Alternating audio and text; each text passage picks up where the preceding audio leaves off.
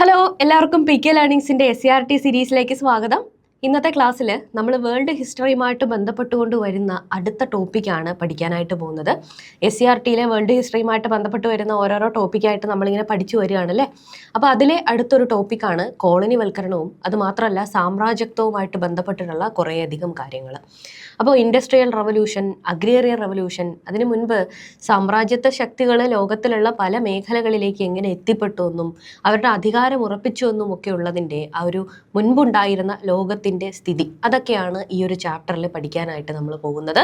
അപ്പോൾ ക്ലാസ്സിലേക്ക് പോകല്ലേ? റെഡി അല്ലേ? അപ്പോൾ ആദ്യം ഇന്ന് നമ്മൾ പഠിക്കാനായിട്ട് പോകുന്ന ടോപ്പിക് എന്ന് പറയുന്നത് എന്താണ്? സാമ്രാജ്യത്വവും കോളനിവൽക്കരണവുമാണ്. ഇത് അന്ന് കാലത്തുണ്ടായിരുന്ന ഒരു ഫേമസ് ആയിട്ടുള്ള ഒരു കാർട്ടൂണാണ് ഇവിടെ ഞാൻ കൊടുത്തേക്കുന്നത്. എന്താണ് ഈ സാമ്രാജ്യത്വം കൊണ്ട് അല്ലെങ്കിൽ കോളനിവൽക്കരണം കൊണ്ട് വിവിധ രാജ്യങ്ങൾ, ലോകത്തുള്ള പല ഭൂഖണ്ഡങ്ങളിലുമുള്ള ഓരോരോ രാജ്യങ്ങളെ അവരുടെ കോളനി ഭരണത്തിന്റെ കീഴിലേക്ക് കൊണ്ടുവന്നു, അല്ലെങ്കിൽ അവരുടെ സാമ്രാജ്യത്വ ഭരണത്തിന്റെ കീഴിലേക്ക് കൊണ്ടുവന്നു അല്ലേ. ആ ഒരു ഇതിനെ ഡെപ്പിക്റ്റ് ചെയ്യുന്ന ഒരു കാർട്ടൂണാണ് ഇതിനകത്ത് നമുക്ക് കൊടുത്തിട്ടുള്ളത് അല്ലേ. അപ്പോൾ നമുക്ക് പോകാം, എങ്ങനെയാണ് ലോകം ആ സ്ഥിതിയിലേക്ക് എത്തിപ്പെടുന്നത് എന്നുള്ളത്. ആദ്യം തന്നെ നമ്മുടെ പാഠപുസ്തകത്തിലെ 10ാം ക്ലാസ്സിൻ്റെ ചാപ്റ്ററിനകത്ത് ഈ ഒരു ചാപ്റ്റർ ആരംഭിക്കുന്ന സമയത്ത് കൊടുത്തിട്ടുള്ള ഒരു ഖണ്ഡികയാണ് നമുക്കിവിടെ കാണാനായിട്ടുള്ളത്. എന്താണ്? ലോകം തുറക്കുകയും അതിൻ്റെ നിധിശേഖരങ്ങളും അതിശയങ്ങളും പ്രദർശിപ്പിക്കുകയും ചെയ്ത അക്കാലം എത്ര അത്ഭുതകരമായിരുന്നിരിക്കണം. സമുദ്രങ്ങളും പുത്തൻ ഭൂഖണ്ഡങ്ങളും അളവറ്റ സമ്പത്തുമെല്ലാം തുറക്കൂ സീസേയും എന്ന ഒറ്റ മാന്ത്രിക വചനത്തിനായി കാത്തിരുന്ന പോലെ ഒന്നൊന്നായി കണ്ടുപിടിക്കപ്പെട്ടു. അന്തരീക്ഷം പോലും ഈ സാഹസികതയുടെ മാന്ത്രികതയാൽ നിറഞ്ഞിരിക്കണം എന്നുള്ള ഒരു ഖണ്ഡികയാണ് നമ്മുടെ ചാപ്റ്ററിൻ്റെ ഫസ്റ്റിൽ കൊടുത്തിരിക്കുന്നത്. ഇത് എവിടെ നിന്ന് എടുത്തതാണെന്ന് ചോദിച്ചു കഴിഞ്ഞാൽ ജവഹർലാൽ നെഹ്റുവിൻ്റെ ഗ്ലിംസസ് ഓഫ് വേൾഡ് ഹിസ്റ്ററി എന്ന് പറഞ്ഞിട്ടുള്ള ഒരു പുസ്തകത്തിൽ നിന്നും എടുത്തിട്ടുള്ള ഒരു ഖണ്ഡികയാണിത്. എന്താണ് ഇതിനകത്ത് പരാമർശിച്ചു പോകുന്നത്? 15ാം നൂറ്റാണ്ട് കാലഘട്ടത്തിൽ ഉണ്ടായിരുന്ന ഈ കടലിലൂടെ കപ്പൽ മാർഗം പല പല രാജ്യങ്ങളെ എക്സ്പ്ലോർ ചെയ്യാൻ വേണ്ടിയിട്ട് പല സാമ്രാജ്യത്വ ശക്തികളും നടത്തിയിട്ടുള്ള ആ ഒരു അധിനിവേശത്തിൻ്റെയും യാത്രയുടെയും ഒക്കെ കഥയും കാര്യങ്ങളുമാണ് ഈ ഒരു ഖണ്ഡികയിലൂടെ അദ്ദേഹം പറയാനായിട്ട് ശ്രമിക്കുന്നത്. അതായത് ഈ ലോകത്തിലുള്ള പല മറ്റ് ഭൂഖണ്ഡങ്ങളും അറിവില്ലാതിരുന്ന യൂറോപ്യന്മാര് കപ്പലിൻ്റെയും സാങ്കേതിക വിദ്യയുടെയും ഒക്കെ വർധനവോടുകൂടി പിന്നീട് വ്യാവസായിക വിപ്ലവമൊക്കെ വന്നു കഴിഞ്ഞപ്പോഴത്തേക്കിനും പുതിയ പുതിയ മാർക്കറ്റുകൾ തേടി ലോകത്തുള്ള പല ഭൂഖണ്ഡങ്ങളിലേക്ക് യാത്ര ചെയ്യുകയും സഞ്ചരിക്കുകയും ഒക്കെ ഉണ്ടായി. ആ കാലഘട്ടം എന്ന് പറയുന്നത് എങ്ങനെ ഇരിക്കും? ആലിബാബയും 40 കള്ളന്മാരും എന്ന് പറയുന്ന ആ ഒരു അറബിക്കഥയ്ക്കകത്തുള്ള കാര്യം പോലെ തുറക്കു സീസ എന്ന് പറയുമ്പോൾ നമുക്ക് അളവില്ലാത്തൊരു നിധി സമ്പത്തിന്റെ ഗുഹ തുറന്ന് കിട്ടിക്കഴിഞ്ഞാൽ എങ്ങനെ ഇരിക്കും? അതുപോലെ ആയിരുന്നു അന്ന് അവരുടെ മുൻപിൽ ലോകം തുറന്നു കിടന്നത് എന്നാണ് അദ്ദേഹം ഇവിടെ പറയുന്നത്.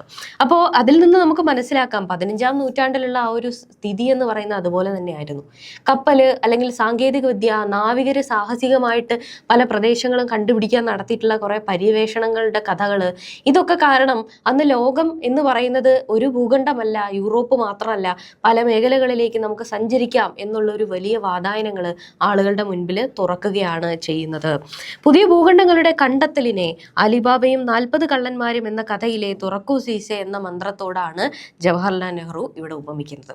മുൻപ് ഞാൻ പറഞ്ഞിട്ടുള്ളത് പോലെ തന്നെ നമ്മുടെ പാഠപുസ്തകത്തിനകത്ത് കൊടുത്തിട്ടുള്ള ഇത്തരം ഖണ്ഡികകളും അതുമായിട്ട് ബന്ധപ്പെട്ട് ആരെഴുതി, ആരുടെ പുസ്തകം, ഏത് പുസ്തകം എന്നുള്ള കാര്യം ജസ്റ്റ് നോക്കി വയ്ക്കുന്നത് നന്നായിരിക്കും. പരീക്ഷയ്ക്ക് അതുപോലെ തന്നെ ചിലപ്പോൾ എടുത്ത് ചോദിക്കാനുള്ള സാധ്യത കൂടുതലാണ്. എന്തായാലും നമ്മൾ SCRT പഠിക്കുന്നു, എന്നാൽ പിന്നെ നമുക്ക് ഇങ്ങനെയുള്ള കാര്യങ്ങളും കൂടെ ഇൻക്ലൂഡ് ചെയ്ത് അങ്ങ് പഠിച്ചു പോകാം ഒറ്റയെടുപ്പിന് അല്ലേ. അപ്പോൾ ഓക്കെ, അപ്പോൾ എന്താണ് ഭൂമിശാസ്ത്രപരമായിട്ടുള്ള പര്യവേഷണങ്ങളുടെ കാരണങ്ങൾ എന്തൊക്കെയാണ്? നേരത്തെ പറഞ്ഞല്ലോ, അദ്ദേഹത്തിന്റെ ആ ഒരു ഖണ്ഡികയിൽ അദ്ദേഹം ആ കൃതിയിൽ പറയുന്നത് പോലെ തന്നെ ഈ ലോകത്തുള്ള പല മേഖലകൾ കണ്ടുപിടിക്കാൻ വേണ്ടിയിട്ട് യൂറോപ്യന്മാർ അന്ന് മെനക്കെട്ടു. എന്തൊക്കെയായിരുന്നു ഇതിന്റെ പ്രധാനപ്പെട്ട കാരണങ്ങൾ എന്നുള്ളതാണ് നമ്മൾ നോക്കാനായിട്ട് പോകുന്നത്. ഇതിന്റെ ഏറ്റവും പ്രധാനപ്പെട്ട ഒരു കാരണം 1453 തുർക്കികൾ കോൺസ്റ്റാന്റിനോപ്പിൾ പിടിച്ചടക്കി എന്നുള്ളതാണ്. അന്ന് ഏറ്റവും പ്രധാനമായിട്ടും യൂറോപ്പിൽ നിന്നും മറ്റ് പല സ്ഥലങ്ങളിലേക്കുമുള്ള വ്യാപാരത്തിന്റെ ഒരു മെയിൻ ആയിട്ടുള്ള ഒരു പോയിന്റ് ആയിരുന്നു കോൺസ്റ്റാന്റിനോപ്പിൾ എന്ന് പറയുന്നത്. കോൺസ്റ്റാന്റിനോപ്പിൾ തുർക്കികൾ പിടിച്ചടക്കിയതോടുകൂടി അതുവഴിയുള്ള ആ ഒരു മാർഗത്തിലൂടെയുള്ള കച്ചവടം എന്ന് പറയുന്നത് ഏതാണ്ട് നിലച്ചതുപോലെയായി. ഏഷ്യയിലേക്കുള്ള കരമാർഗം തടസ്സപ്പെട്ടതുപോലെയായി. അപ്പോൾ അവർക്ക് എന്ത് വേണം? ഏഷ്യയുമായിട്ട് ഇനി വ്യാപാര ബന്ധം പുലർത്തണമെങ്കിൽ അവർക്ക് ആൾട്ടർനേറ്റീവായിട്ട് എന്തെങ്കിലും ഒരു വഴി കണ്ടുപിടിച്ചേ പറ്റുള്ളൂ. കരമാർഗമുള്ള വഴി കോൺസ്റ്റാന്റിനോപ്പിളിൽ വെച്ച് അടഞ്ഞതുകൊണ്ട് തന്നെ കടൽ മാർഗമുള്ള ഒരു വഴി അവർക്ക് കണ്ടുപിടിക്കേണ്ടതായിട്ട് വന്നു. അപ്പോൾ അന്ന് ഏറ്റവും പ്രധാനമായിട്ട് സുഗന്ധ വ്യഞ്ജനങ്ങളാണ് യൂറോപ്യരെ നമ്മുടെ നാട്ടിലേക്ക്, ഏഷ്യയിലേക്കും കേരളത്തിലേക്കും ഒക്കെ ആകർഷിക്കുന്ന ഏറ്റവും പ്രധാനപ്പെട്ട ഒരു കാര്യം എന്ന് പറയുന്നത്, അല്ലെ? നമ്മുടെ പാഠപുസ്തകത്തിനകത്ത് ഇങ്ങനെ കൊടുത്തിട്ടുണ്ട്, അന്ന് മാംസം കേടുകൂടാതെയും മാംസം സൂക്ഷിക്കാനും അതുപോലെ തന്നെ ഔഷധങ്ങൾക്കും ഒക്കെ തന്നെ കുരുമുളക് ഉൾപ്പെടെയുള്ള സുഗന്ധ വ്യഞ്ജനങ്ങൾ യൂറോപ്യർക്ക് ആവശ്യമുണ്ടായിരുന്നു. യൂറോപ്പിലേക്ക് ഏഷ്യയിൽ നിന്ന് കൊണ്ടുപോയി അവിടെ മറച്ചു വിൽക്കുകയാണെങ്കിൽ കച്ചവടക്കാർക്ക് വലിയ ലാഭം കിട്ടുന്ന ഒരു കച്ചവടമായിരുന്നു കുരുമുളകിന്റെ കച്ചവടം എന്ന് പറയുന്നത്. അവിടെ അതിന് ആവശ്യക്കാർ കൂടുതലായിരുന്നു. അപ്പോൾ മറ്റ് ഭൂഖണ്ഡങ്ങളിലെ ആളുകളുടെ ഇടയിൽ ഏഷ്യയിൽ നിന്നുമുള്ള സുഗന്ധ വ്യഞ്ജനങ്ങൾക്ക് ആവശ്യം കൂടുതലായിരുന്നു എന്നുള്ളതും ഈ സമുദ്ര പര്യവേഷണത്തിന്റെ അല്ലെങ്കിൽ സമുദ്രം വഴിയുള്ള പാത കണ്ടെത്തുന്നതിന്റെ ഒരു കാരണമായിട്ട് ഭവിച്ചു. പിന്നെന്താണ്? പുതിയ പാത. കരമാർഗം അടഞ്ഞതോടുകൂടി ഏഷ്യയിലേക്ക് പുതിയ സമുദ്രപാത കണ്ടെത്തേണ്ടതായിട്ട് വന്നു. പോർച്ചുഗീസുകാരുടെ മുന്നേറ്റമാണ് അടുത്തൊരു കാര്യം എന്ന് പറയുന്നത്. ആഫ്രിക്കയിലെ ഗിനിയ തീരം വരെയുള്ള യാത്രകൾ, ആഫ്രിക്കയിലെ ഗിനിയ എന്ന് പറയുന്ന ആ ഒരു സ്ഥലം വരെ അവരെന്ത് ചെയ്യുണ്ടായി? പോർച്ചുഗീസുകാരെ യാത്ര ചെയ്യുണ്ടായി. അപ്പോൾ കടൽ മാർഗം നമുക്കിങ്ങനെ സഞ്ചരിക്കാം എന്നുള്ളൊരു ഐഡിയ കൂടെ അവിടെ തുറന്നു കിട്ടുകയാണ് ചെയ്യുന്നത്. അന്ന് ഇത്രയും കാലം ഇല്ലാതെ ഒരു സമുദ്ര പര്യവേഷണം ഇപ്പോൾ തുടങ്ങാൻ വേണ്ടി മറ്റ് ഭൂഖണ്ഡങ്ങളിലുള്ള അല്ലെങ്കിൽ പാശ്ചാത്യരെ ആകർഷിച്ചിട്ടുള്ള, അവരെ സഹായിച്ചിട്ടുള്ള കാര്യങ്ങൾ എന്തൊക്കെയായിരിക്കും? വലിയ സമുദ്രങ്ങൾ മുറിച്ചു കടക്കാൻ ശേഷിയുള്ള പുതിയ ടെക്നോളജിക്കലി സൗണ്ടായിട്ടുള്ള കപ്പലുകളുടെ നിർമ്മാണം, അതൊരു ഘടകമായിട്ടുണ്ട്. പിന്നെന്താ? നാവിക ഉപകരണങ്ങളുടെ കണ്ടുപിടുത്തം, പ്രധാനമായിട്ടും ദിശ അറിയാനുള്ള കോമ്പസ് ഒക്കെ കണ്ടുപിടിച്ചു. അപ്പം എന്താ? കാറ്റിനെ മാത്രം ആശ്രയിച്ച് അല്ലെങ്കിൽ നക്ഷത്രങ്ങളെ മാത്രം ആശ്രയിച്ച് യാത്ര ചെയ്യേണ്ട ആവശ്യമില്ല. കോമ്പസ് കണ്ടുപിടിച്ചു, ദിശ അറിയാനായിട്ട് പറ്റും കടലിലൂടെ, അല്ലേ? അപ്പോൾ കുറച്ചുകൂടെ നീണ്ട യാത്രകൾ നടത്താനുള്ള ധൈര്യം ആളുകൾക്ക് വരാനായിട്ട് തുടങ്ങി. ഭരണാധികാരികളുടെ സാമ്പത്തികവും സൈനികവുമായിട്ടുള്ള പിന്തുണ, കാരണം ഇത്തരത്തിൽ ഇത്രയും ലാഭവും കാര്യങ്ങളൊക്കെ കിട്ടുന്ന സ്ഥിതിക്ക് അങ്ങോട്ടേക്ക് പോകാനും അല്ലെങ്കിൽ ഏഷ്യയിൽ പര്യവേഷണം ചെയ്യാനും ഒക്കെ എന്ത് ചെയ്യാൻ തുടങ്ങി? ഈ റൂളേഴ്സും കൂടെ സപ്പോർട്ട് ചെയ്യാനായിട്ട് തുടങ്ങി. അപ്പം എന്തായി? ആ റൂളേഴ്സിൽ നിന്നും സൈനികപരമായിട്ടും സാമ്പത്തികപരമായിട്ടും ഒക്കെ നാവികർക്ക് എന്ത് കിട്ടി? സഹായങ്ങൾ കിട്ടി. നാവികരുടെ അനുഭവ സമ്പത്ത്, പിന്നെന്താണ്? ഭൂപട നിർമ്മാണം, വാന നിരീക്ഷണം, ഇവയിലൊക്കെ ഉണ്ടായിട്ടുള്ള പുരോഗതി, ഇവയൊക്കെ പര്യവേഷണങ്ങളെ സഹായിച്ചിട്ടുള്ള പ്രധാനപ്പെട്ട ഘടകങ്ങളാണ്. ഇനി പ്രധാന നാവികരും അവരുടെ കണ്ടെത്തലുകളും നമ്മുടെ ബുക്കിൽ കൊടുത്തിട്ടുണ്ട്. ഇത് ഇമ്പോർട്ടൻ്റ് ആയിട്ടൊന്ന് നോക്കി വെച്ചേക്കുക, ചോദിക്കാൻ കൊള്ളാവുന്ന ഒരു ഭാഗം കൂടിയാണ് ഇതെന്ന് പറയുന്നത്. നോക്കാം. ആദ്യമായിട്ട് പ്രിൻസ് ഹെൻറി, പോർച്ചുഗലിന്റെ പ്രിൻസ് ഹെൻറി 1419 സാംഗ്രേസിൽ നാവിക സ്കൂൾ സ്ഥാപിച്ചു അദ്ദേഹം. അങ്ങനെ ആഫ്രിക്കൻ തീരങ്ങളിലെ പര്യവേഷണങ്ങൾക്ക് നേതൃത്വം നൽകുകയും ചെയ്തു പ്രിൻസ് ഹെൻറി. ഇതൊരു പ്രധാനപ്പെട്ട കാരണമാണ്. അടുത്തത് ബർത്തലോമിയോ ഡയസ് 1488 ആഫ്രിക്കയുടെ തെക്കേ അറ്റമായിട്ടുള്ള ശുഭപ്രതീക്ഷാ മുനമ്പ് അല്ലെങ്കിൽ കേപ്പ് ഓഫ് ഗുഡ് ഹോപ്പിൽ എത്തിച്ചേർന്നു. നമ്മൾ കേരള ഹിസ്റ്ററിയുമായിട്ട് ബന്ധപ്പെട്ട് വാസ്കോഡ ഗാമയുടെ വരവൊക്കെ പഠിക്കുന്ന സമയത്ത് നമ്മൾ കൃത്യമായിട്ട് പഠിച്ച ഒരു ഭാഗമായിരുന്നു ശുഭപ്രതീക്ഷാ മുനമ്പ് എന്ന് പറയുന്നത്. അപ്പോൾ ആഫ്രിക്കയുടെ തെക്ക് ഭാഗത്തെ തെക്കേ മുനമ്പിനെ ചുറ്റി സഞ്ചരിച്ചുകൊണ്ടാണ് വാസ്കോഡ ഗാമയാണെങ്കിലും അദ്ദേഹത്തെ പിന്തുടർന്ന് വന്നിട്ടുള്ള മറ്റ് യൂറോപ്യരാണെങ്കിലും എന്ത് ചെയ്തിട്ടുള്ളത്? ഏഷ്യയിലേക്ക് കടൽ മാർഗം എത്തിച്ചേർന്നിട്ടുള്ളത്. കേരളത്തിൽ അദ്ദേഹം വന്ന് കാലുകുത്തുന്നതും ഒക്കെ തന്നെ. അപ്പൊ ഈ പറയുന്ന ആഫ്രിക്കയുടെ ആ ഒരു തെക്കേ മുനമ്പ്, അവിടെ വന്നവർക്ക് ഹാൾട്ട് ചെയ്തിട്ട് ഇങ്ങോട്ട് വരാനായിട്ട് പറ്റും. ആ മുനമ്പിനെയാണ് ശുഭപ്രതീക്ഷ മുനമ്പ് അല്ലെങ്കിൽ കേപ്പ് ഓഫ് ഗുഡ് ഹോപ്പ് എന്ന് വിളിക്കുന്നത്. ബർത്തലോമിയോ ഡയസ് ഈ പറയുന്ന കേപ്പ് ഓഫ് ഗുഡ് ഹോപ്പ് കണ്ടെത്തിയത്, അവിടെ എത്തിച്ചേർന്നതും എന്തായി? ഒരു നാവികരുടെ ഒരു പ്രധാനപ്പെട്ട കണ്ടെത്തൽ ആയിട്ട് കണക്കാക്കപ്പെടുന്നു. അടുത്തത് വാസ്കോഡ ഗാമയുടെ വരവാണ്. 1498 നമുക്കറിയാം അല്ലെ, കാപ്പാട് വന്ന് കപ്പലിറങ്ങിയുണ്ടായി വാസ്കോഡ ഗാമ എന്ന്. ആഫ്രിക്ക ചുറ്റി ഇന്ത്യയിലെ കോഴിക്കോട് കാപ്പാട് എത്തി ഏഷ്യയിലെ യൂറോപ്യൻ ആധിപത്യത്തിന് തുടക്കമിടുന്നതും ആരാണ്? വാസ്കോഡ ഗാമയുടെ വരവാണ്. പിന്നെന്താ? ക്രിസ്റ്റഫർ കൊളംബസ് 1492 സ്പെയിനിന്റെ സഹായത്തോടു കൂടി ബഹാമാസ് ദ്വീപിലെത്തി. അതിനെ അദ്ദേഹം പുതിയ ലോകം അല്ലെങ്കിൽ ന്യൂ വേൾഡ് എന്ന് വിളിച്ചു. ഓക്കെ, അതായത് കിഴക്കോട്ട് സഞ്ചരിക്കുന്നതിന് പകരം പടിഞ്ഞാറോട്ട് പാശ്ചാത്യ തീരത്തേക്ക് സഞ്ചരിക്കുകയും അങ്ങനെ എന്ത് ചെയ്തു? ബഹാമാസ് ദ്വീപിൽ എത്തിച്ചേരുകയും ചെയ്തു. ആ പ്രദേശത്തെ കൊളംബസ് എന്ത് വിളിച്ചു? പുതിയ ലോകം അല്ലെങ്കിൽ ന്യൂ വേൾഡ് എന്ന് വിളിച്ചു. പിന്നീട് അമേരിഗോ വെസ്പുച്ചിയാണ്. കൊളംബസ് കണ്ടെത്തിയത് പുതിയ ഭൂഖണ്ഡമാണ് എന്ന് തിരിച്ചറിയുന്നത് അമേരിഗോ വെസ്പുച്ചിയാണ്. 1507 മാർട്ടിൻ വാൾഡ് മുള്ളർ എന്ന് പറയുന്ന ആ വ്യക്തി ആ പ്രദേശത്തിന് അമേരിക്ക എന്ന് പേരിടുകയും ചെയ്തു. പിന്നെ അടുത്തത് പെഡ്രോ അൽവാരസ് കബ്രാളാണ്. അദ്ദേഹമാണ് ബ്രസീൽ കണ്ടെത്തുന്ന നാവികൻ. പിന്നെ ഫെർഡിനാൻഡ് മഗല്ലൻ ആദ്യമായിട്ട് സമുദ്രത്തിലൂടെ ഭൂമിയെ ചുറ്റി സഞ്ചരിക്കുന്ന വ്യക്തി മഗല്ലനാണ്. മഗല്ലന്റെ യാത്രകൾ അറിയാം അല്ലെ. പിന്നെന്താണ് ജോൺ കബോട്ട്, ന്യൂ ഫൗണ്ട്ലാൻഡ് കണ്ടെത്തിയ ഒരു വ്യക്തിയാണ് ജോൺ കബോട്ട് എന്ന് പറയുന്നത്. ഇത്തരത്തിലുള്ള നാവികരുടെ ആ ഒരു പര്യവേഷണങ്ങളും സഞ്ചാരങ്ങളും ഒക്കെ ഈ പറയുന്ന പല ലോകങ്ങളിലേക്ക്, പല ഭൂഖണ്ഡങ്ങളിലേക്ക്, ഇതുവരെ കണ്ടെത്തപ്പെടാതിരുന്ന ആളുകൾ എത്തിപ്പെടാതിരുന്ന കുറേയധികം സ്ഥലങ്ങളിലേക്ക് യൂറോപ്പിൽ നിന്നുമുള്ള ആളുകൾ എത്തിച്ചേരാനും ഈ രാജ്യങ്ങളുമൊക്കെ ആയിട്ട് ബന്ധം സ്ഥാപിക്കാനും ഒക്കെ കാരണമായിട്ട് ഭവിച്ചു എന്നുള്ളതാണ്. ഇവിടെ നിന്നുമാണ് കോളനിവൽക്കരണം ആരംഭിക്കുന്നത്.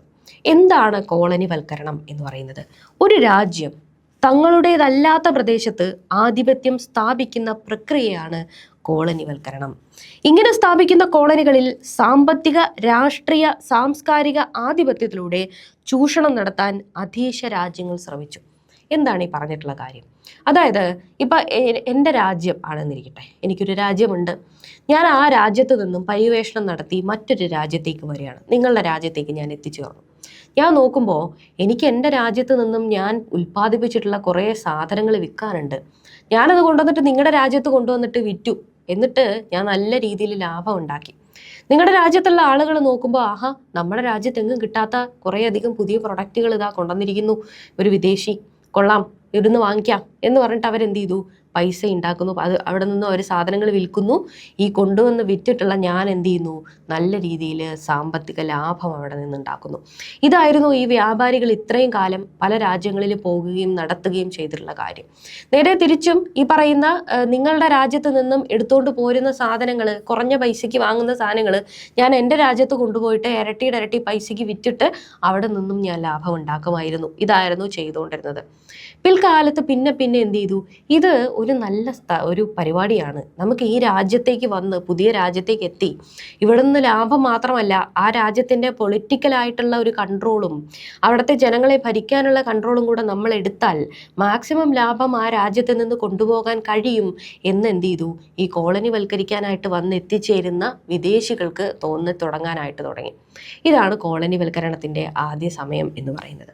അങ്ങനെ ഒരു രാജ്യം അവര് നമ്മുടേതല്ലാത്ത ഒരു പ്രദേശത്ത്, ഇപ്പോൾ ബ്രിട്ടൻ ഇന്ത്യയിൽ ചെയ്തതുപോലെ, ബ്രിട്ടൻ എന്താ ചെയ്യുന്നത്? ബ്രിട്ടൻ ഇവിടെ വന്ന് ആദ്യം വ്യാപാര ബന്ധമാണ് സ്ഥാപിക്കുന്നത്. പിന്നെ ആ രാജ്യം എന്ത് ചെയ്തു? അവരുടേതല്ലാത്തൊരു മേഖലയാണ് ഇന്ത്യ എന്ന് പറയുന്നത്. ഇവിടെ വേറെ ഭരണാധികാരികളും വേറെ ജനങ്ങളൊക്കെ ഉണ്ട്. അവരുടേതല്ലാത്ത ആ പ്രദേശത്ത് അവരെന്ത് ചെയ്തു? ആധിപത്യം സ്ഥാപിച്ചു. ഇതിനെയാണ് കോളനിവൽക്കരണം എന്ന് പറയുന്നത്. ഇങ്ങനെ സ്ഥാപിക്കുന്ന കോളനികളിൽ സാമ്പത്തികമായിട്ടും രാഷ്ട്രീയപരമായിട്ടും സാംസ്കാരികപരമായിട്ടും ഒക്കെ ആധിപത്യം പുലർത്തുകയും അവിടെ നിന്നും എന്ത് ചെയ്തു? ചൂഷണം ചെയ്ത് ലാഭം ഉണ്ടാക്കി കൊണ്ടുപോകാനും അടിമകളെ കൊണ്ടുപോകാനും ഒക്കെയുള്ളൊരു പ്രദേശമായിട്ട് കോളനികളെ അവർ മെയിൻറ്റെയിൻ ചെയ്തു. ഇതാണ് കോളനിവൽക്കരണം എന്ന് പറയുന്നത്. ഈ പര്യവേഷണങ്ങളുടെ, അതായത് ഈ പറയുന്ന സമുദ്ര പര്യവേഷണങ്ങളുടെയും കോളനിവൽക്കരണത്തിൻ്റെയും ഒക്കെ പ്രധാനപ്പെട്ട ഫലങ്ങൾ എന്തൊക്കെയായിരുന്നു? പര്യവേഷണങ്ങളുടെ ഒരു പ്രധാനപ്പെട്ട പരിണിത ഫലമാണ് കോളനിവൽക്കരണം എന്ന് വേണമെങ്കിൽ നമുക്ക് പറയാം. അപ്പോൾ പര്യവേഷണങ്ങളുടെ ഏറ്റവും പ്രധാനപ്പെട്ട കുറച്ച് ഫലങ്ങൾ എന്തൊക്കെയാണ്? അറ്റ്ലാന്റിക് തീരം ഒരു പ്രധാന വ്യാപാര കേന്ദ്രമായി മാറി. മെഡിറ്ററേനിയൻ വ്യാപാരം തകരുകയും ഉണ്ടായി. എന്താണ്? അറ്റ്ലാന്റിക് തീരം ഒരു പ്രധാനപ്പെട്ട വ്യാപാര കേന്ദ്രമായിട്ട്, അറ്റ്ലാന്റിക്കിലൂടെയാണല്ലോ സഞ്ചരിക്കുന്നത്, അങ്ങനെ മാറി. പിന്നെന്താ? മെഡിറ്ററേനിയനിലുള്ള ആ ഒരു വ്യാപാരം കുറയുകയും ഉണ്ടായി. അമേരിക്ക, ആഫ്രിക്ക, ഏഷ്യ എന്നിവിടങ്ങളിൽ യൂറോപ്യൻ കോളനികൾ സ്ഥാപിതമായി. അമേരിക്കയിലാണെങ്കിലും അതിൻ്റെ ഇടയിലുള്ള ആഫ്രിക്കയിലാണെങ്കിലും പിന്നീട് ഇങ്ങോട്ട് വരുമ്പോൾ ഏഷ്യയിൽ, നമുക്കറിയാം ഇന്ത്യ കോളനിവൽക്കരണത്തിൻ്റെ ഇരയായിരുന്നു അല്ലേ. ഇത്തരത്തിലുള്ള രാജ്യങ്ങളൊക്കെ തന്നെ യൂറോപ്യൻ കോളനികളായിട്ട് മാറാനായിട്ട് തുടങ്ങി. സുഗന്ധവ്യഞ്ജന വ്യാപാരം യൂറോപ്യൻ കുത്തകയായിട്ട് മാറി. പിന്നെന്താണ്? അമേരിക്കയിൽ നിന്ന് സ്വർണവും വെള്ളിയും യൂറോപ്പിലെത്തി. നാണയ ഉപയോഗം, മോണറ്റൈസേഷൻ വർദ്ധിച്ചു. ത്രികോണ വ്യാപാരം ആ സമയത്ത് പ്രവാലൻ്റായി. എന്താണ് ത്രികോണ വ്യാപാരം എന്ന് പറയുന്നത്? യൂറോപ്പ്, ആഫ്രിക്ക, അമേരിക്ക, ഈ 3 ഭൂഖണ്ഡങ്ങൾ അല്ലേ, ഈ ഭൂഖണ്ഡങ്ങളെ ബന്ധിപ്പിച്ചിട്ടുള്ള വ്യാപാരത്തെയാണ് ത്രികോണ വ്യാപാരം അല്ലെങ്കിൽ ട്രയാങ്കുലർ ട്രേഡ് എന്ന് പറയുന്നത്. ഈ ട്രയാങ്കുലർ ട്രേഡിൻ്റെ ഒരു ഭാഗമായിരുന്നു അടിമക്കച്ചവടം എന്ന് പറയുന്നത്. നമുക്കറിയാം, ചരിത്രം പറയുന്നത് അല്ലേ, ആഫ്രിക്കയിൽ നിന്നുമുള്ള ഒരുപാട് അടിമകളെ കൊണ്ടുപോയിട്ട് എന്താ പറയുക, അവിടുത്തെ വയലുകളിലും ഫാക്ടറികളിലും ഒക്കെ ജനങ്ങളെ കൊണ്ടുപോയി അടിമകളാക്കി തൊഴിൽ ചെയ്യിപ്പിക്കുന്ന ഒരു സമ്പ്രദായം അന്ന് കാലത്ത് യൂറോപ്പിലും പിൽക്കാലത്ത് അമേരിക്കയിലും ഒക്കെ ഉണ്ടായിരുന്നു എന്ന് നമുക്കറിയാം അല്ലേ.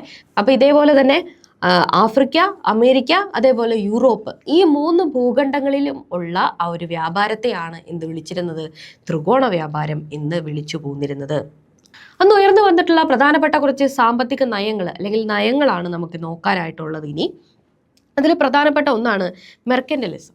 എന്താണ് മെർക്കന്റലിസം എന്ന് പറയുന്നത്? മെർക്കന്റലിസം എന്ന് പറയുന്നത് ഒരു രാജ്യം മറ്റ് രാജ്യങ്ങളുമായിട്ട് വ്യാപാരത്തിലൂടെ സമ്പത്ത് ശേഖരിക്കാൻ ശ്രമിക്കുന്ന ഒരു വ്യവസ്ഥയാണ് മെർക്കന്റലിസം. അതായത് ഇറക്കുമതി ചെയ്യുന്നതിനേക്കാൾ കൂടുതൽ കയറ്റുമതി ചെയ്യുകയും സ്വർണത്തിന്റെയും അതേപോലെ തന്നെ വിലയേറിയ ലോഹങ്ങളുടെയും ഒക്കെ സംഭരണം വർദ്ധിപ്പിക്കുകയും ചെയ്യാനായിട്ട് മെർക്കന്റലിസം പ്രോത്സാഹിപ്പിക്കുന്നു എന്നുള്ളതാണ്. ഇപ്പോൾ സ്വർണവും വെള്ളിയും ശേഖരിക്കുക, കയറ്റുമതി കൂട്ടുക, ഇറക്കുമതി കുറയ്ക്കുക, ഇതൊക്കെയായിരുന്നു മെർക്കന്റലിസം എന്ന് പറയുന്ന സാമ്പത്തിക നയത്തിന്റെ ആ ഒരു എന്താ പറയുക സത്ത എന്ന് പറയുന്നത്. പിന്നെ പ്രധാനമായിട്ട് നമുക്ക് നോക്കാനുള്ളത് ബുള്ളിയനാണ്. നമ്മുടെ ടെക്സ്റ്റിൽ കൊടുത്തിട്ടുണ്ട് ഈ സംഭവം. സ്വർണം, വെള്ളി തുടങ്ങിയ വിലപിടിപ്പുള്ള ലോഹങ്ങളെ അന്ന് പറയുന്ന ആ ഒരു ഇതിനെയാണ് ബുള്ളിയൻ. ഇത് വിനിമയത്തിന് വേണ്ടിയിട്ട് ഉപയോഗിക്കാനായിട്ട് പറ്റും അല്ലേ അന്ന് കാലഘട്ടത്തിൽ. പിന്നെ ജോയിന്റ് സ്റ്റോക്ക് കമ്പനികളാണ്. മൂലധനം ഏകീകരിച്ച് വ്യാപാരം നടത്താൻ ഇംഗ്ലീഷുകാരും ഡച്ചുകാരും കൂടെ രൂപീകരിച്ചിട്ടുള്ള കമ്പനികളാണ് ജോയിന്റ് സ്റ്റോക്ക് കമ്പനികൾ. ഇത് ഇംഗ്ലണ്ടിന്റെ വ്യവസായവൽക്കരണത്തിന് സഹായിക്കുകയുണ്ടായി പിന്നീട്. ഓക്കെ, അപ്പൊ നമ്മൾ പറഞ്ഞു ഒരു രാജ്യം തങ്ങളുടേതല്ലാത്ത വേറൊരു മേഖലയിൽ വന്നിട്ട് സാമ്പത്തികപരമായിട്ടും രാഷ്ട്രീയപരമായിട്ടും ഒക്കെയുള്ള അവരുടെ അധീനത വർദ്ധിപ്പിച്ച് അവിടെ ചൂഷണം ചെയ്യുന്നു. ഇതാണ് കോളനിവൽക്കരണം എന്ന് നമ്മൾ പറഞ്ഞു അല്ലേ. ഈ കോളനിവൽക്കരണത്തിന്റെ പ്രത്യാഘാതങ്ങൾ എന്തൊക്കെയായിരുന്നു? കോളനികളിലെ സമ്പത്ത് യൂറോപ്പിലേക്ക് ഒഴുകാനായിട്ട് തുടങ്ങി. യൂറോപ്യൻ രാജ്യങ്ങൾ, ഏറ്റവും പ്രധാനമായിട്ട് ബ്രിട്ടൻ ആയിരുന്നു ഈ പറയുന്ന ലോകമെമ്പാടും കോളനികൾ സ്ഥാപിച്ചിട്ടുള്ള രാജ്യങ്ങൾ എന്ന് പറയുന്നത്. പ്രധാനമായിട്ടും അന്ന് ഗ്രേറ്റ് ബ്രിട്ടൻ അറിയപ്പെട്ടിരുന്നത് തന്നെ എന്തായിരുന്നു? സൂര്യൻ അസ്തമിക്കാത്ത സാമ്രാജ്യം എന്നായിരുന്നു അല്ലെ. അതെന്തുകൊണ്ടാണ് അങ്ങനെ പറയാൻ കാരണം നമ്മുടെ ഭൂഖണ്ഡത്തിന്റെ എല്ലാ ഭാഗത്തും യൂറോപ്യൻ രാജ്യമായിട്ടുള്ള ബ്രിട്ടന് എന്തുണ്ട്? കോളനികളുണ്ട്. അപ്പോൾ അവരുടെ ഒരു കോളനിയിൽ സൂര്യൻ അസ്തമിക്കുമ്പോൾ അപ്പുറത്ത് ഉദിക്കും. അതായത് ഈ ലോകത്തെ എല്ലാ സ്ഥലത്തും അവർക്ക് കോളനികളുണ്ട് എന്ന് പറയാൻ വേണ്ടിയിട്ടാണ് ഈ ഒരു യൂസേജ് അന്ന് ഉപയോഗിച്ചിരുന്നത്. അപ്പം ഇത്തരത്തിലുള്ള യൂറോപ്യൻ രാജ്യങ്ങൾക്ക് ഒരുപാട് കോളനികൾ ഉണ്ടായിരുന്നു. ഈ കോളനികളിൽ നിന്നുമുള്ള സമ്പത്തെല്ലാം എന്ത് ചെയ്യാനായിട്ട് തുടങ്ങി? ഈ പറയുന്ന രാജ്യങ്ങളിലേക്ക്, സാമ്രാജ്യത്തെ രാജ്യങ്ങളിലേക്ക് ഒഴുകാനായിട്ട് തുടങ്ങി. തദ്ദേശീയരുടെ രാഷ്ട്രീയ സാമ്പത്തിക അധികാരം നഷ്ടപ്പെട്ടു. ആലോചിച്ച് നോക്ക്, നമ്മുടെ രാജ്യത്തിൽ വന്നിട്ട് അവർ വന്ന് കോളനി സ്ഥാപിച്ച് ഇവിടെ ഭരിച്ചുകൊണ്ടിരിക്കുമ്പോഴത്തേക്കും നമ്മുടെ സാമ്പത്തികമാകെ അവതാളത്തിലായി. അതുകൂടാതെ രാഷ്ട്രീയപരമായിട്ടുള്ള അവകാശങ്ങൾ, എൻ്റെ രാജ്യത്ത് എനിക്കൊരു പ്രതിനിധിയെ തിരഞ്ഞെടുക്കാനും എനിക്ക് അവകാശം പറയാനും എനിക്ക് എൻ്റെ ആവശ്യങ്ങൾ ഉന്നയിക്കാനും ഒന്നും പറ്റാതെ ആയി. വേറൊരു രാജ്യമാണ് എൻ്റെ രാജ്യത്തെ ഭരിച്ചുകൊണ്ടിരിക്കുന്നത് എന്ന സിറ്റുവേഷൻ വന്നു. തദ്ദേശീയ സംസ്കാരങ്ങൾ തകർന്നു. പാശ്ചാത്യ ജീവിത രീതിയും ക്രിസ്തു മതവും പ്രചരിച്ചു. അപ്പോൾ ഈ യൂറോപ്യൻ രാജ്യങ്ങൾ ഇവിടെ വന്ന് കോളനിവൽക്കരിക്കുന്ന സമയത്ത് എന്ത് ചെയ്തു? തീർച്ചയായിട്ടും അവരുടെ സംസ്കാരം ഇങ്ങോട്ടേക്ക് പകർന്നു നൽകാനായിട്ട് ശ്രമിക്കും അല്ലേ. ഇപ്പം ഇവിടുത്തെ തദ്ദേശീയമായിട്ടുള്ള സംസ്കാരം എന്ത് ചെയ്യാനായിട്ട് തുടങ്ങി? ഡിക്ലൈൻ ചെയ്യാൻ തുടങ്ങി. പാശ്ചാത്യ ജീവിത രീതികൾ ലോകമെമ്പാടും എത്തിപ്പെടാനായിട്ടും തുടങ്ങി. അപ്പോൾ ഈ പറയുന്ന രാജ്യങ്ങളൊക്കെ തന്നെയും അവർക്ക് പ്രധാനമായിട്ടും കൊള്ള ലാഭമാണ് വേണ്ടത് അല്ലേ. അപ്പം ഈ പറയുന്ന കോളനികളിൽ നിന്നും അവരെന്ത് ചെയ്തു?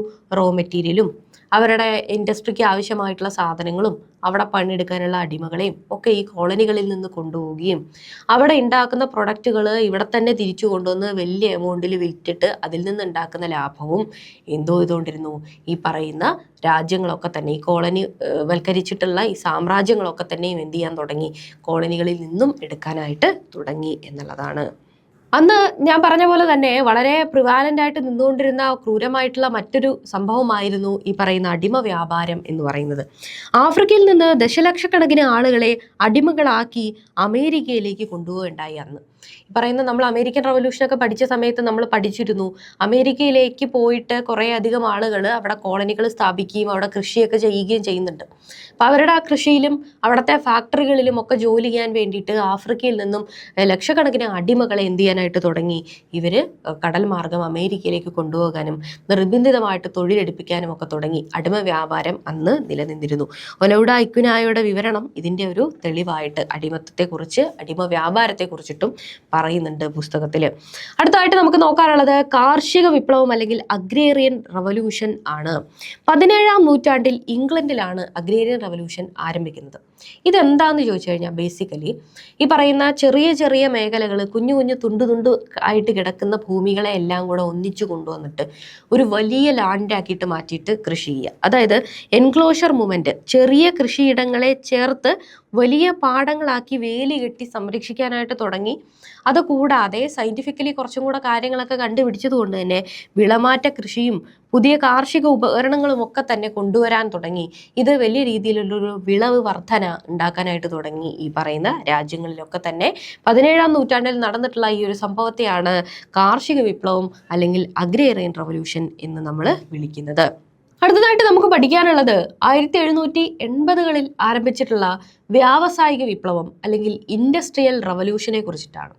പ്രധാനമായിട്ടും ഇംഗ്ലണ്ടിലെ തുണി വിൽപ്പനയുമായിട്ട് അല്ലെങ്കിൽ തുണിയുടെ ആ ഒരു മാനുഫാക്ചറിങ്ങുമായിട്ട്, വ്യവസായവുമായിട്ട് ബന്ധപ്പെട്ടുകൊണ്ടാണ് എന്ത് ചെയ്യുന്നത്, ഇൻഡസ്ട്രിയൽ റവല്യൂഷൻ ആരംഭിക്കുന്നത് തന്നെ. എന്താണ് ഇൻഡസ്ട്രിയൽ റവല്യൂഷൻ എന്ന് പറയുന്നത്?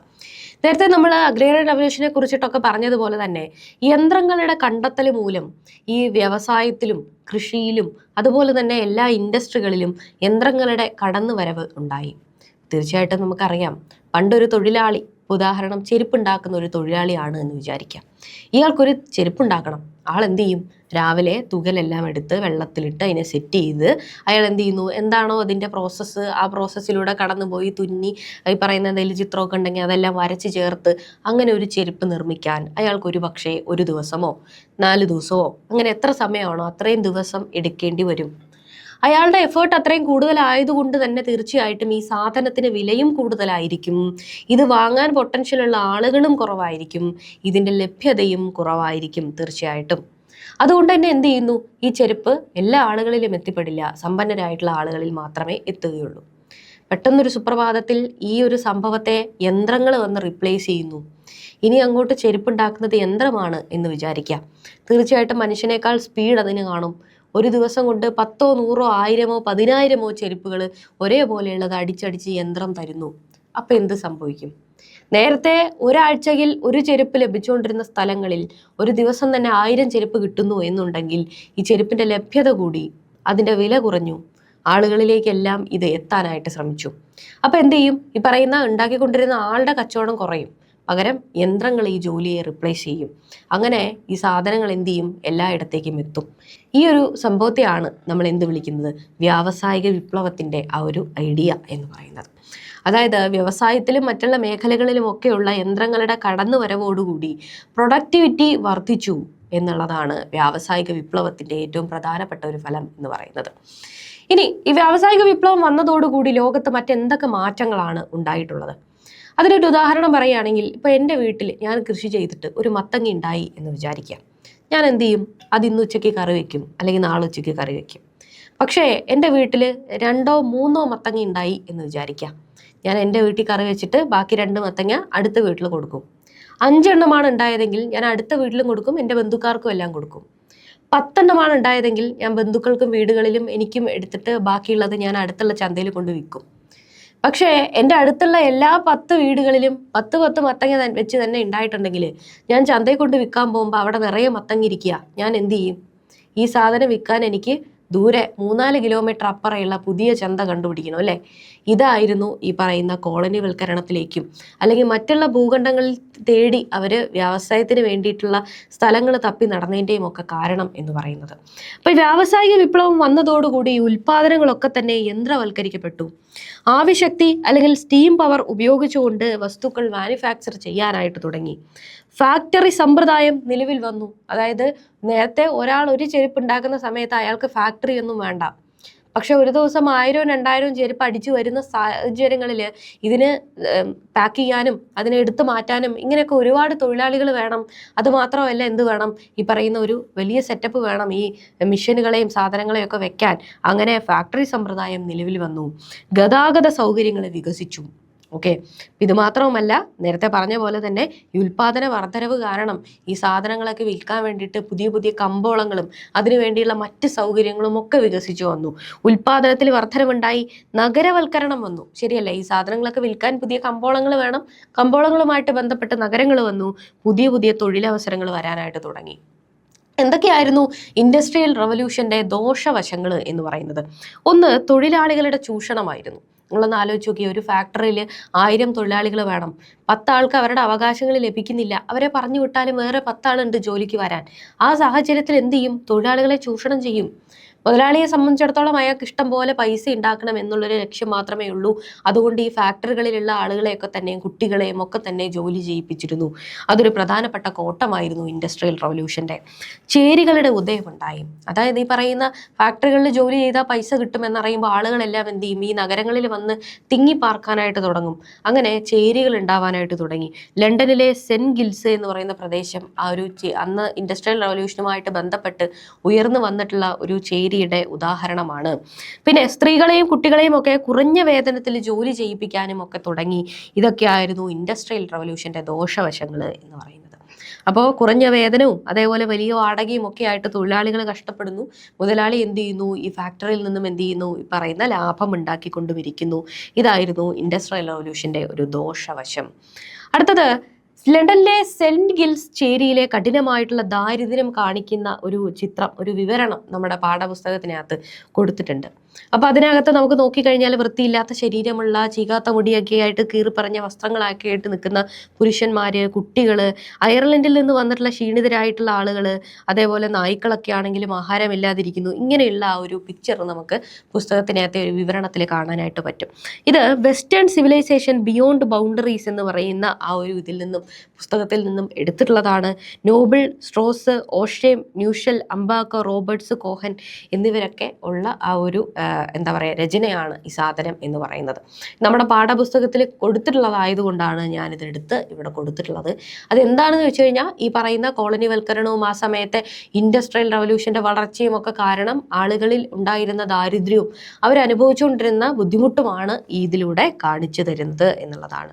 ഇൻഡസ്ട്രിയൽ റവല്യൂഷനും കോളനിവൽക്കരണവും ഒക്കെ വ്യാപിച്ചതോടുകൂടി പുതിയ ആശയങ്ങളും സാമ്രാജ്യത്വവും ഒക്കെ തന്നെ വർദ്ധിച്ചു വരാനായിട്ട് തുടങ്ങി.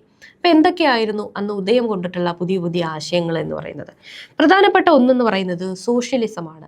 ഞാൻ നേരത്തെ പറഞ്ഞ പോലെ ഇൻഡസ്ട്രിയൽ റവല്യൂഷനുമായിട്ട് ബന്ധപ്പെട്ട് ഈ സാധാരണ തൊഴിലാളികളുടെ ഇടയിൽ ഒരുപാട് ബുദ്ധിമുട്ടുകളും ചേരി സമ്പ്രദായവും അവർക്ക് ആവശ്യത്തിനുള്ള ആഹാരം കിട്ടാതിരിക്കുകയും ഇങ്ങനെയുള്ള ഒരുപാട് ചൂഷണങ്ങൾ നടന്നുകൊണ്ടിരുന്നു. ആ സമയത്ത് ഉയർന്നു വന്നിട്ടുള്ള ഒരു ആശയമാണ് സോഷ്യലിസം എന്ന് പറയുന്നത്. റഷ്യൻ വിപ്ലവവുമായിട്ട് ബന്ധപ്പെട്ട് നമ്മളത് പഠിക്കുകയുണ്ടായി. വിഭവങ്ങളുടെ നീതിയുക്തമായിട്ടുള്ള വിതരണത്തിന് വേണ്ടിയിട്ട് കാൾ മാർക്സും ഫ്രെഡറിക് ഏംഗൽസും മുന്നോട്ട് വെച്ച ശാസ്ത്രീയമായിട്ടുള്ള ഒരു ആശയമാണ് സോഷ്യലിസം എന്ന് പറയുന്നത്. തൊഴിലാളികളൊക്കെ ആഹാരം കിട്ടാതെ ബുദ്ധിമുട്ടുന്നു, പകരം നമ്മൾ റിസോഴ്സുകളെ ഈക്വലായിട്ട് ഭാഗിക്കുകയാണെങ്കിൽ ദാരിദ്ര്യമില്ലാതെ എല്ലാവർക്കും തുല്യമായിട്ട് ജീവിക്കാൻ പറ്റും എന്ന് കാണുന്ന ഒരു ആശയമാണ് സോഷ്യലിസം എന്ന് പറയുന്നത്. അല്ലെങ്കിൽ എന്താ ചെയ്യുന്നത്? ഈ പറയുന്ന പ്രൊഡക്ടിവിറ്റിയുടെ ആ പ്രൊഡക്റ്റിൻ്റെ ഒരു സിംഹഭാഗവും മുതലാളി കൊണ്ടുപോവുകയും തൊഴിലാളികൾ എപ്പോഴും ദാരിദ്ര്യത്തിൽ കഴിയുകയും ഇങ്ങനെയാണല്ലോ സംഭവിച്ചുകൊണ്ടിരിക്കുന്നത്. അതിനെ മാറ്റുന്നതിന് വേണ്ടിയിട്ടുള്ള ഒരു ആശയമായിരുന്നു സോഷ്യലിസം എന്ന് പറയുന്നത്. അടുത്തൊരു സംഭവമാണ് സാമ്രാജ്യത്വം അല്ലെങ്കിൽ ഇമ്പീരിയലിസം. എന്താണ് ഇമ്പീരിയലിസം എന്ന് പറയുന്നത്? അസംസ്കൃത വസ്തുക്കളും വിപണികൾക്കുമായി കോളനികൾ രാഷ്ട്രീയ സാമ്പത്തിക ആധിപത്യം സ്ഥാപിക്കലാണ് ഇമ്പീരിയലിസം എന്ന് പറയുന്നത്, സാമ്രാജ്യത്വം എന്ന് പറയുന്നത്. അതായത് ഉദാഹരണത്തിന് ബ്രിട്ടൻ അല്ലെങ്കിൽ ഏതൊരു കോളനി വൽക്കരിക്കാൻ വരുന്ന രാജ്യമാണെങ്കിലും അവരെ സംബന്ധിച്ചിടത്തോളം അവരുടെ രാജ്യത്ത് നേരത്തെ ഇൻഡസ്ട്രിയൽ റവല്യൂഷനുമായിട്ട് ബന്ധപ്പെട്ട് അവിടെ നല്ല രീതിയിൽ പ്രൊഡക്റ്റുകൾ ഉണ്ടായിക്കൊണ്ടിരിക്കുന്നുണ്ട്. ഞാൻ നേരത്തെ പറഞ്ഞ പോലെ എൻ്റെ വീട്ടിൽ മാത്രമല്ല, എൻ്റെ അടുത്തുള്ള എല്ലാ വീടുകളിലും 10 മത്തങ്ങകളുണ്ട്. എനിക്കിത് വിൽക്കാൻ പുതിയ കമ്പോളങ്ങൾ വേണം. കമ്പോളങ്ങൾ തേടി ഞാൻ 2 കിലോമീറ്റർ അപ്പുറേ പോകുന്നത് പോലെ ഈ ബ്രിട്ടൻ എന്ത് ചെയ്തു, അല്ലെങ്കിൽ യൂറോപ്പിലെ മറ്റ് രാജ്യങ്ങൾ എന്ത് ചെയ്തു? ഈ പറയുന്ന കമ്പോളങ്ങൾ തേടി മറ്റ് രാജ്യങ്ങളിലേക്ക് വന്നു. അവിടെയെല്ലാം അവർ കോളനികൾ സ്ഥാപിക്കാനായിട്ട് തുടങ്ങി. ഓക്കെ, ഇങ്ങനെ കോളനികൾ സ്ഥാപിക്കുന്ന സമയത്ത് നേരത്തെ ഞാൻ പറഞ്ഞ പോലെ ഈ മത്തങ്ങ കൃഷി എനിക്ക് ഇനി വീണ്ടും മുന്നോട്ട് കൊണ്ടുപോകണമെങ്കിൽ എനിക്ക് അതിന് വേണ്ടിയിട്ടുള്ള റോ മെറ്റീരിയൽ വേണം, എനിക്ക് വിത്ത് വേണം, വളം വേണം, ഇങ്ങനെ സാധനങ്ങളൊക്കെ വേണം. പക്ഷെ എൻ്റെ അടുത്തുള്ള വീടുകളെല്ലാം എന്ത് ചെയ്യാണ്? സെയിം കൃഷിയാണ് ചെയ്തുകൊണ്ടിരിക്കുന്നത്. അപ്പം എനിക്ക് റോ മെറ്റീരിയൽ കിട്ടണമെങ്കിൽ എന്ത് ചെയ്യണം? ഞാൻ ദൂരെ ഒരു സ്ഥലത്ത് പോയിട്ട് അത് കൊണ്ടുവരണം കുറഞ്ഞ വിലയ്ക്ക്, എന്നാലേ എനിക്ക് ലാഭമുള്ളൂ. അതേപോലെ തന്നെ ബ്രിട്ടൻ എന്ത് ചെയ്തു? ഈ പറയുന്ന കോളനിവൽക്കരിക്കുന്ന രാജ്യങ്ങളിൽ നിന്നും അവർക്ക് ആവശ്യമുള്ള അസംസ്കൃത വസ്തുക്കളും അതായത് റോ മെറ്റീരിയലും അതുപോലെ തന്നെ അവരുണ്ടാക്കുന്ന സാധനങ്ങൾ കൊണ്ട് വിൽക്കാനുള്ള വിപണികളും ഒക്കെ കണ്ടെത്താനായിട്ട് തുടങ്ങി. ഈ ഒരു സംഭവത്തെ, ഈ അടക്കി ഭരിക്കുന്ന ഈ ഒരു ഇതിനെയാണ് ഇമ്പീരിയലിസം അല്ലെങ്കിൽ സാമ്രാജ്യത്വം എന്ന് പറയുന്നത്. അതായത് നമ്മൾ പറയുകയാണെങ്കിൽ ഇങ്ങനെ അടക്കി ഭരിക്കുമ്പോൾ ബ്രിട്ടൻ ഒരു സാമ്രാജ്യം, അല്ലെങ്കിൽ ബ്രിട്ടനാണ് സാമ്രാജ്യത്വ ശക്തി, ഇമ്പീരിയലിസ്റ്റ് കൺട്രി എന്ന് പറയുന്നതും ഇന്ത്യയെയാണ് അടക്കി ഭരിക്കുന്നത് അല്ലേ? അപ്പോൾ ഇന്ത്യ എന്തായി? ഇന്ത്യ കോളനിയും ആയിട്ട് മാറി. ഇനി നമ്മുടെ പുസ്തകത്തിനകത്ത് ബെൽജിയൻ കോങ്കോ എന്ന് പറഞ്ഞിട്ടുള്ളൊരു കാര്യം കൊടുത്തിട്ടുണ്ട്. റബ്ബർ കൃഷിക്ക് വേണ്ടിയിട്ട് ബെൽജിയം കോങ്കോയിലെ ജനങ്ങളെ ക്രൂരമായിട്ട് ചൂഷണം ചെയ്തിരുന്നു ഈ കോളനിവൽകൃത സമയത്ത്. ഈ ഒരു സംഭവമാണ് ഈ ഒരു ചിത്രത്തിലൂടെ നമ്മുടെ പാഠപുസ്തകത്തിനകത്ത് കൊടുത്തിട്ടുള്ളത്. അതുകൊണ്ട് ഞാൻ ഈ പോയിന്റും ഇവിടെ കൊടുത്തിട്ടുണ്ട് ചോദിക്കുകയാണെങ്കിൽ. ഓക്കെ, ഇനി പുതിയ ശക്തികളുടെ ഉദയം. 19-ാം നൂറ്റാണ്ടിന്റെ പകുതിയോടുകൂടി ഇംഗ്ലണ്ട്, ഫ്രാൻസ് എന്നിവയ്ക്ക് പുറമെ Germany, Italy, Belgium, America, Japan ഇവരൊക്കെ തന്നെ സാമ്രാജ്യത്വ ശക്തികളായിട്ട് മാറാനായിട്ട് തുടങ്ങി. ഇവർക്കെല്ലാം ഓരോരോ സ്ഥലത്ത് ഒന്നിൽ കൂടുതൽ കോളനികൾ ഉണ്ടാവാനായിട്ട് തുടങ്ങി. ഇങ്ങനെ 20-ാം നൂറ്റാണ്ടോടുകൂടി ഒട്ടുമിക്ക രാജ്യങ്ങൾക്കും കോളനികളുണ്ട്, അല്ലെങ്കിൽ എവിടുന്ന് ആരുടെ ആ കോളനികൾ നമുക്ക് പിടിച്ചെടുക്കാൻ പറ്റുക എന്നുള്ള രീതിയിൽ രാജ്യങ്ങൾ തമ്മിൽ ഒരു കിടമത്സരം ആരംഭിക്കാനായിട്ട് തുടങ്ങി 20-ാം നൂറ്റാണ്ടോടുകൂടി. ഈ കിടമത്സരമാണ് പിൽക്കാലത്ത് 1-ാം ലോക മഹായുദ്ധത്തിലേക്കും 2-ാം ലോക മഹായുദ്ധത്തിലേക്കും ഒക്കെ നയിച്ചിട്ടുള്ള ഈ രാജ്യങ്ങൾ തമ്മിലുള്ള ശത്രുതയുടെ ഒരു മൂലകാരണം എന്ന് പറയുന്നത്. ഇന്ന് നമ്മൾ എടുത്തിട്ടുള്ള ഒട്ടുമിക്ക കാര്യങ്ങളും, എല്ലാ കാര്യങ്ങളും തന്നെ നമ്മുടെ SCERT പാഠപുസ്തകത്തിൽ നമ്മുടെ 10-ാം ക്ലാസ്സിലെ 4-ാമത്തെ ചാപ്റ്റർ ആയിട്ടുള്ള സമ്പത്തും ലോകവും എന്ന് പറയുന്ന ചാപ്റ്ററിൽ നിന്ന് എടുത്തിട്ടുള്ള കാര്യങ്ങളാണ്. ഇതിൻ്റെ ബാക്കിയായിട്ട് 1-ാം ലോക മഹായുദ്ധവും 2-ാം ലോക മഹായുദ്ധവും ഒക്കെ തന്നെയും നമുക്ക് പഠിക്കാനായിട്ടുണ്ട്. അവയൊക്കെ ഇൻക്ലൂഡ് ചെയ്തുകൊണ്ട് നമുക്ക് അടുത്ത ക്ലാസ്സിൽ നമുക്ക് ഡിസ്കസ് ചെയ്യാം. ഇന്നത്തെ ക്ലാസ് നിങ്ങൾക്ക് ഇപ്പോൾ യൂസ്ഫുൾ ആയിട്ടുണ്ടാകും എന്ന് വിചാരിക്കുന്നു. അടുത്ത ക്ലാസ്സിൽ അടുത്ത ടോപ്പിക്കുമായിട്ട് നമുക്ക് വീണ്ടും കണ്ടുമുട്ടാം. Thank you all.